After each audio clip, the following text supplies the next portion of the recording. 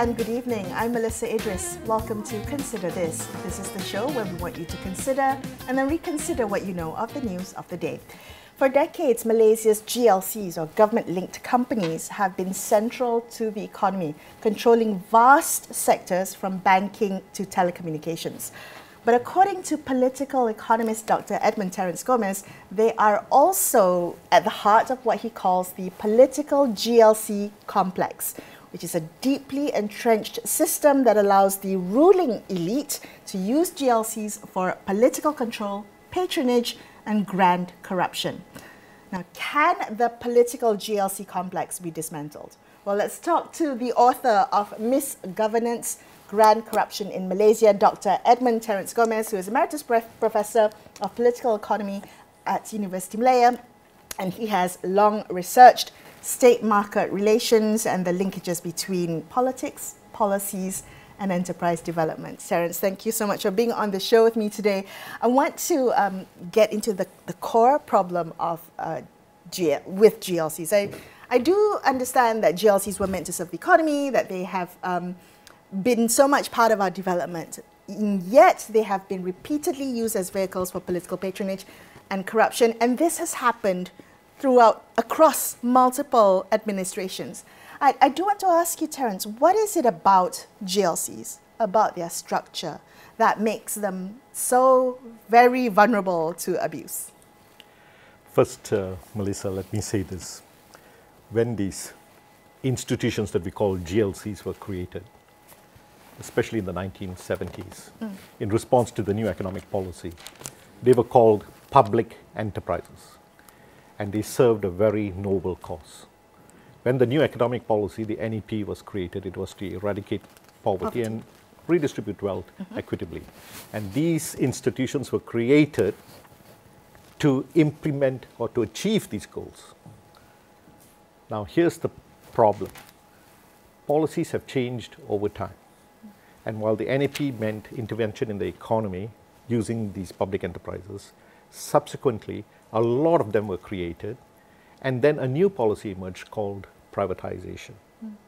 When privatization occurred, it put many of these enterprises, which were then corporatized and then put in the hands of private interest. And then came the idea that we needed to do this because we must achieve a class of Bumiputra capitalists. The 1997 crisis occurred, these institutions fell away, and then the state renationalized them. Now, why do I bring that up? The GLCs were supposed to implement a noble cause, eradicate poverty. But the politicians then moved in, and as you just said, recognized that they can be used for the practice of patronage. Then they decided, why keep all this wealth in the hands of the state? Let's put it in private hands. And they did that to privatization. And then when that fell away, they brought it back, and by now, public enterprises, which were supposed to be in the public domain doing public good, were now corporatized and were called GLCs. They became companies. And so, post-1997, the state now had all these companies, and the motivation for these companies were no longer social. It was profit motivated. Now we have a problem. These companies don't know whether they are socially oriented or profit oriented. So as you can see the history. And because they don't know what they are really supposed to do, here's the irony. Many companies in the corporate sector do not know that they are GLCs. And because they don't know that they are GLCs, they just think in terms of their corporate activities. How do they not know that they are GLCs? So let's just take even some of the publicly listed companies. These are the large GLCs. MAHB before, I remember having a discussion with people from MAHB, Pharmaniaga, and I told them, do you know that you are a GLC? And they had no clue, because their orientation was going to the market activities, profits, because they are publicly listed, and because they are publicly listed, they must serve the interest of the shareholders, not the public interest. Now, that's just one set of companies that we are looking at, the publicly listed companies. In my book, I draw a reference to an apex. Yes. We have the government-linked companies like PNB, Khazanah, EPF right at the top. And below them, we have the publicly listed companies. And below them, we have subsidiaries. And below these subsidiaries, they have subsidiaries of the subsidiaries. And it just expands at the bottom. By this point, nobody knows, even the government doesn't know what's a GLC and what's a private firm. The whole thing has gone out of control. And that is why there's so much corruption emanating from this GLC ecosystem. Okay. Many of these companies that you argue in the book that it's secrecy that allows, a lack of transparency that allows the ruling elite to maintain control of GLCs, to abuse it, to use it for political patronage. I have to ask you, Terence, if corruption is so entrenched in the GLC system, is transparency alone enough to dismantle it? Is it enough if these companies are audited, if there's a financial or fiscal accountability, accountability? Is that enough to undo the damage? Thank you, Melissa, for asking the question, because that's getting to the heart of the book. It's not enough to be transparent. The point I make in my book is that there are government practices that are legal on paper, but really constitutes an abuse of power. To my definition, that's illegal. But by law, it isn't. Now, for example, you mentioned at the start of this show the concept of patronage. The policy of affirmative action involves patronage, selective patronage targeting an ethnic group, a marginalized ethnic group. Perfectly fine. Many countries have affirmative action of this sort. But when the power is concentrated in the office of the executive arm of government, and today that's the case, that's the structural problem we need to get into. The executive arm of government is so powerful and they control this huge ecosystem. This patronage system is now practiced in a way in which it serves their own vested and political and economic interest. As you know, we have heard regularly how politicians in power dispense patronage to certain constituencies to win that constituency. That's an abuse of power. But legal on paper. There's nothing to stop them on paper from doing this. We do know that politicians are appointed as directors of GLCs, and these are the politicians who can't get an appointment in the cabinet. So what do? We'll give you a GLC appointment. It's a reward. To supplement your income. That's an abuse. But they make the argument that we need politicians to be there to make sure that government policies are implemented. I'm afraid I can't accept that argument. I'm just giving you two examples of practices that we know is occurring in the public domain. There's this concept of favoritism. How do we define favoritism legally? How do you prove favoritism legally? Now, favoritism leads to cronyism. It can lead to patronage. And yes, Melissa, right. You're right. Nepotism. And when we have evidence of nepotism, the political elites will say, I had an arm's length relationship from the bureaucrats. The bureaucrats decided who should get the contracts, which is why now today we are talking about a procurement act and we are talking about a rent-seeking act. Because let's talk about the relationship between the bureaucrats and the politicians. Yes.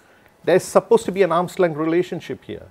The policies come, the ideas come from the politicians, the bureaucrats create the policies and then they implement it. The bureaucrats are responsible for the public delivery system. But who decides who gets the contracts? Is there an open public tender system? Or even if it's closed, is it still done in an accountable manner? Look at the LCS scandal. A complete abuse of the procurement system. If you read the book, or we talk about the Jana Wibawa scandal. That was the example that you used most often as an example of how it happened. Can I use Jana Wibawa as an example? What that highlighted to me was there was no clear direct chain of command and the difficulty in determining who makes those decisions. When we think about the structure of a GLC, are we able to identify who makes the decisions that led to misgovernance and grand corruption? Is there a direct chain of command that can be easily traced in a GLC structure? No. Therein lies the problem. Look at the LCS scandal too. But let's come back to Jana Wibawa. Why was it created? we had COVID pandemic. The small and medium scale enterprises were in dire straits. So they came up with this public policy to aid these ailing SMEs. We are talking about 6.3 billion ringgit. That's a huge volume of money too. So I appreciate the fact that we need that kind of money to support these million-odd enterprises on the ground that were in dire straits. But look at how, when it came to implementation, that it occurred. The decision-making process, if you ask me, the structure, if you look at it, is in place. Okay. The cabinet came up with a policy idea. They drew up the Jana Vibhawa policy. Funds were transferred for the implementation of this policy. It was discussed at the cabinet level and then directed to the bureaucrats to implement it. But when we see the charges that are being made, suddenly it becomes clear that the power is concentrated in the executive arm of government, so specifically in this case, the Prime Minister and the Finance Minister, and they had decision-making powers to determine who gets the contracts. Look at the people who were charged in court, apart from the then Prime Minister, Muhyiddin, but also people who were associated with him, and including there were allegations of nepotism. Now, how is that possible if there's supposed to be an arm's length relationship between the executive arm of government and the bureaucrats who are supposed to implement this without fear or favor and in an objective manner? And if you look at the bureaucratic procedures in place to get a contract from the government, it's extremely complex. Yeah, there's a procurement process in place, right? That's right. Yeah. And the procurement process have these checks and balances in place. So how were those bypassed? It shows that the concept that we have to talk about is power and the inequitable distribution of power. Talk to me about breaking that stranglehold of power that lies in cabinet hegemony. How do we dismantle that? The first thing we must appreciate is we need to give the cabinet some power to implement They need it. They yes. must to get things done. Yes. We have to give them that power. The problem here is, if you ask me, we have to go back in history again, in the book. You go back to the 1970s, 1980s, don't you? So 50 years, odd years. You know, if we want to talk about the volume of power concentrated in the office of the cabinet, we must look at the political system. The first defining moment was 1987. And in 1987, there was this big feud between power elites in UMNO.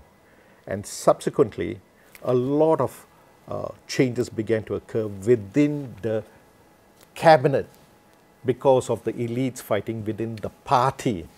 So Mahathir then began to take power, which was in other arms of government, and concentrate it in the office of the Prime Minister so that he could check party dissidents. And that's why the cabinet or the office of the Prime Minister became more important than the office of, the party itself in power. Because at least within the party, there are checks and balances in the party. In cabinet, there's also supposed to be these check and balances, but we know that's not true. Take the Parliamentary Services Act. In 1993, he removed the Parliamentary Services Act. And put it under the Prime Minister's office. So that he can control Parliament. All the checks and balances were taken away. In cabinet, the Prime Minister became very powerful in terms of also the judicial arm of government. You saw the crisis of the judiciary at the end of the 1980s. And if you look at that period, it was characterized as what we call Mahathir hegemony. Not UMNO hegemony. It was called Mahathir hegemony. That means one man became extremely powerful.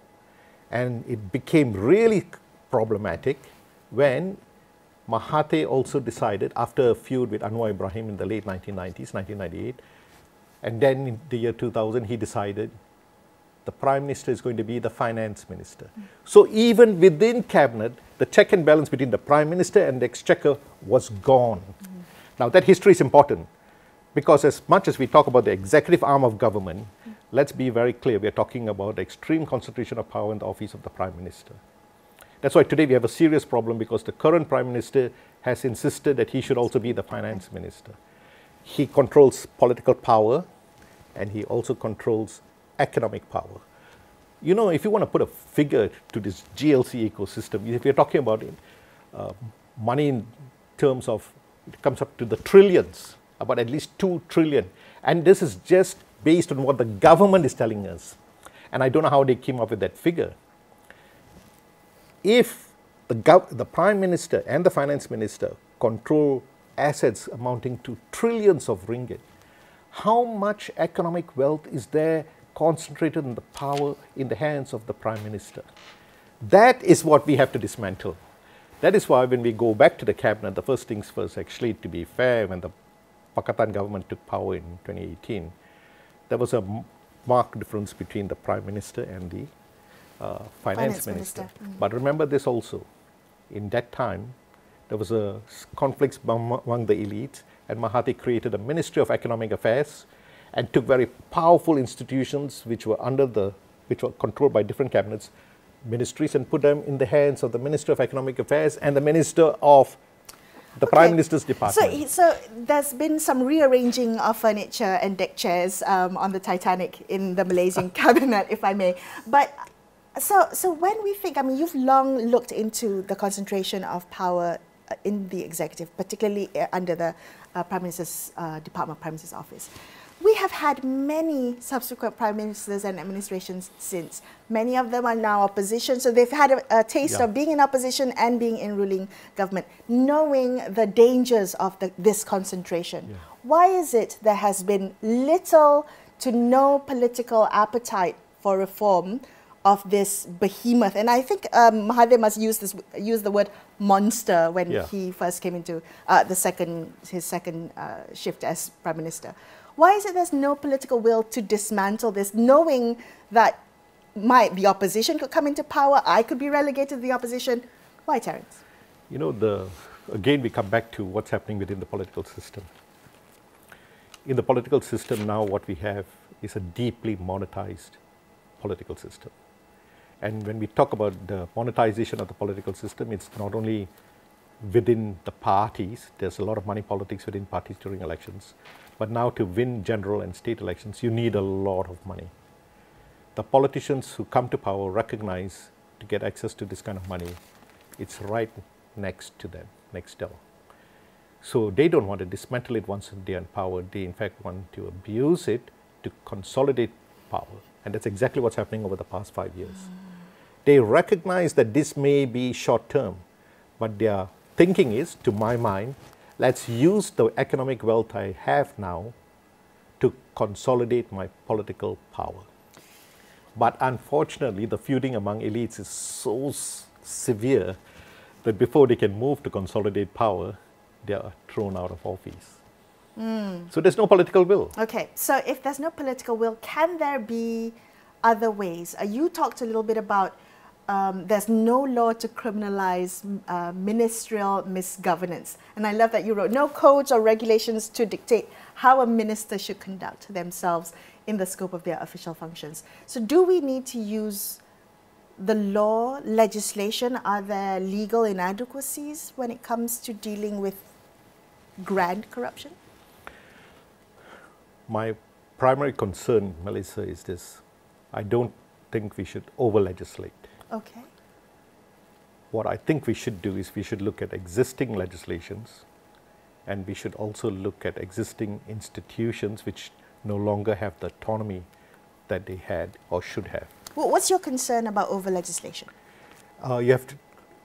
Why is it necessary to create so many laws to deal with a problem that can be addressed with the existing laws? That's what I mean. Let's look at existing laws, and I'm very fearful of creating new laws because they will sit on it. Okay.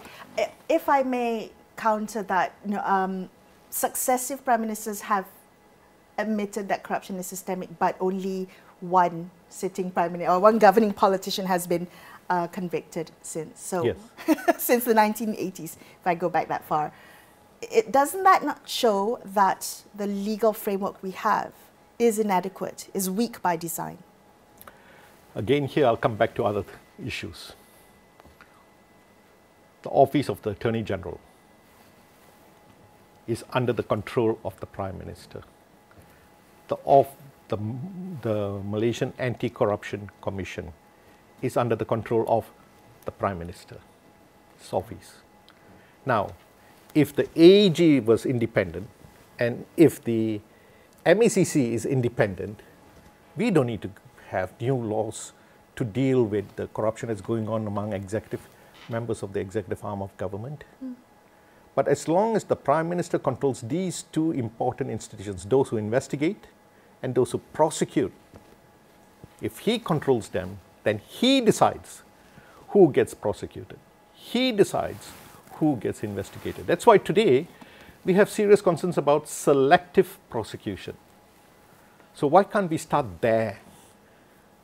We've been calling for a separation of the MECC to be separate from the office of the Prime Minister. We have said the AG, the government, every cabinet needs an AG to advise them on the law. There were AGs who were part of the cabinet. So let that remain. But the office of the public prosecutor cannot be under the control of the Prime Minister's office or the executive arm of government. Those are very simple things that we can do tomorrow, what we like to call as or refer to as low-hanging fruits. But they have been talking about it and they have not done it. Terence, when did you start writing this book? Was it during the Anwar administration, the Madani government? Yes. Okay. And as you were writing this book, and now you have it published and you've had a chance to observe the Madani government and its public narrative on anti-corruption. Are you seeing political will to implement the reforms that you talk about in this book? Or is it more of the same political inertia regardless of who is in power? The problem here is that we have a hung parliament. Now, when you have a hung parliament, the creation of the government was ultimately, in the end, dictated by the king. And he brought together different parties, completely strange bedfellows, and they became part of the cabinet. My concerns really emerged when the deputy prime minister was from UMNO. Thereafter, I knew we already have a problem. Well, he was named many times in your case studies. His name repeatedly comes up with regards to issues pertaining to corruption, allegations of corruption. Now, if the sitting deputy prime minister, whose party members also help keep this government in office, then that's a red flag. And subsequently, and unfortunately, for all the rhetoric about eradicating corruption, the pace of reforms was very slow. There was no need for it to be so slow because we know we have been discussing these issues for a very long time. One example, and here we do need this legislation, the Political Financing Act. We've been talking about the Political Financing Act since 2009. Yes. And when the 1MDB scandal occurred, it became very clear we must have a Political Financing Act for donations were coming in and going into the personal accounts of the Prime Minister, no less. Slush funds were being created by politicians. They promised to create a Political Financing Act in 2015 when the scandal broke. It never occurred. And then when the Pakatan government came to power, that was one of the first things we said we must put this act in place, but that didn't happen. And now finally we have a point in time where the NGOs, the CSOs have actually written up the Political Financing Act and given it to the government and said, look, we will do it for you, just put it in place because we have to stop this monetization of the political system, which is contributing to grand corruption. And still, they haven't done it. So that's when I decided, let me put it down on paper for the public to understand two things. One, there is a political GLC complex where there's a lot of wealth concentrated in the office or in this ecosystem, and the politicians have no desire to relinquish control over this wealth. Second, the reforms that we are talking about can be done very quickly. There's no need for this delay. This book was written also to put pressure on the government to tell them, look, we know you are delaying the reforms. So please get on with it. The book gives ample evidence, much of it which I obtained from the CSOs themselves who have spent so much time looking into this matter. We have put it down nicely in the book for the Prime Minister. This book was written for the cabinet or the Prime Minister.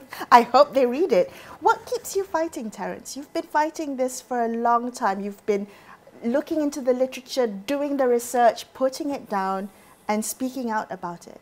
And I hear you when you say you're frustrated when the pace of reforms are so slow when they could be much faster.